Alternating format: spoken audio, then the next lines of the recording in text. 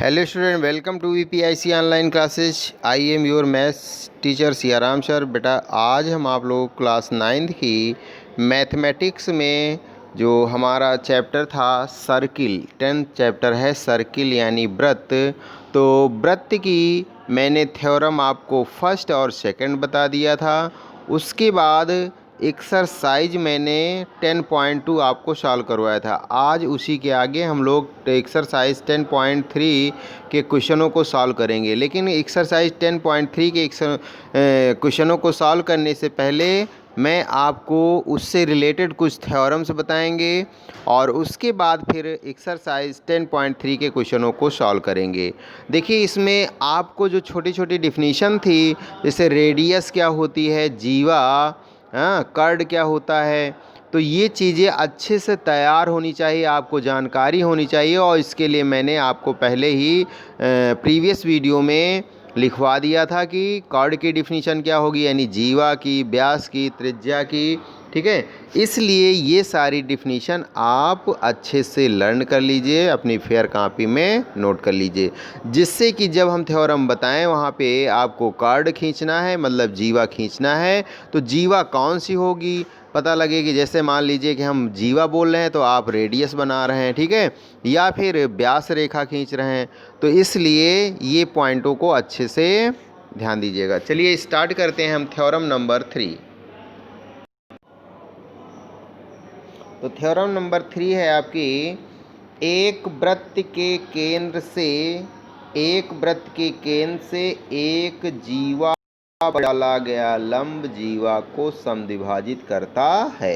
यानी यहाँ पे हमें ये थ्योरम दी गई है कि एक कोई वृत्त है और फिर वृत्त जो केंद्र होगा उस केंद्र से जीवा पर एक लंब डाला जाता है, यानी परपेंडिकुलर डाला जाता है। वो जो परपेंडिकुलर हम लोग ड्रा करते हैं वो जीवा को समद्विभाजित करता है, यानी दो बराबर भागों में बांटता है।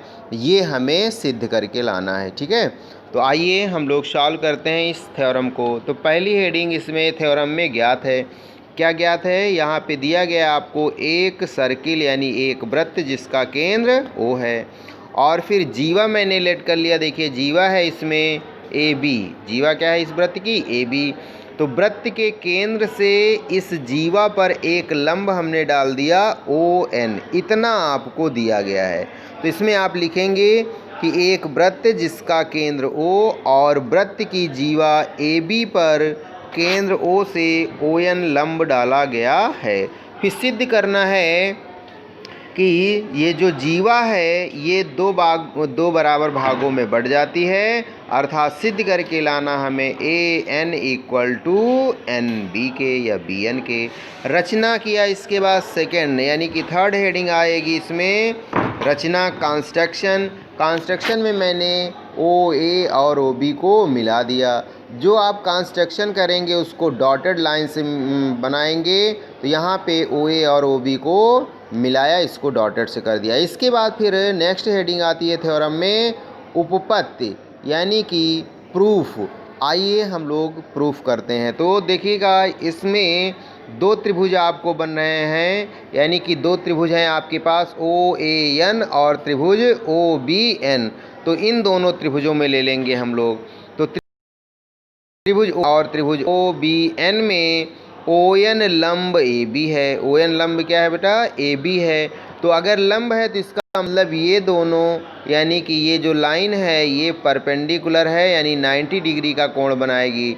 तो कोण ONB बराबर कोण ONA, ये ईच 90 डिग्री हो जाएंगे, यानी प्रत्येक 90 अंश का हो जाएगा। ठीक है, और फिर इस त्रिभुज में OA बराबर OB, क्योंकि त्रिज्याएं हैं और एक ही वृत्त की त्रिज्याएं बराबर होती हैं। दूसरा पॉइंट हो गया।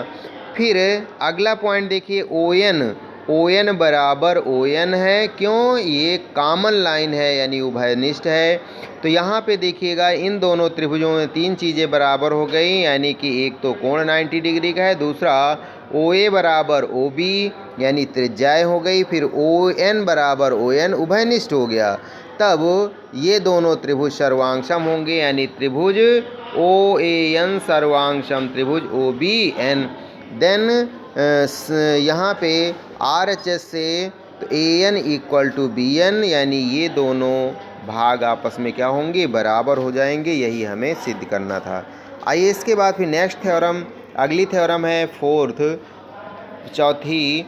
यहाँ पे दी गई है थ्योरम कि एक वृत्त के केंद्र से एक जीवा को समद्विभाजित करने के लिए खींची गई रेखा जीवा पर क्या होती है, लंब।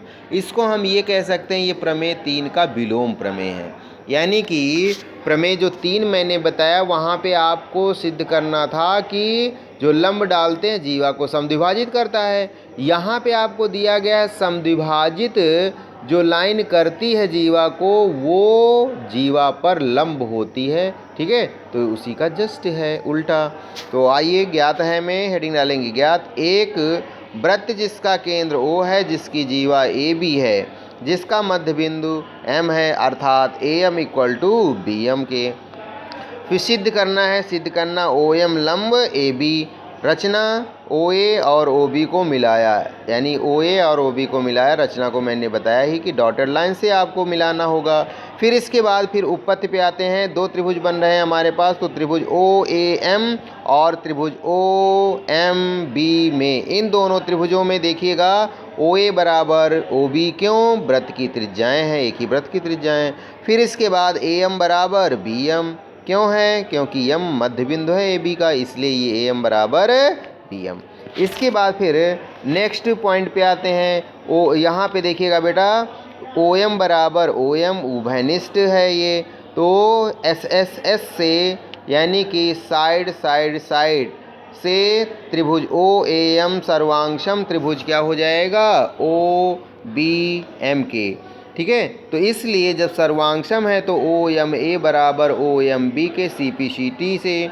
तो यहाँ पे देखिएगा, परंतु रैखिक युग्म से, रैखिक युग्म यानी रेखी रैखिक युग्म से दोनों कोणों का योगफल कितना होगा, 180 अंश हो जाएगा।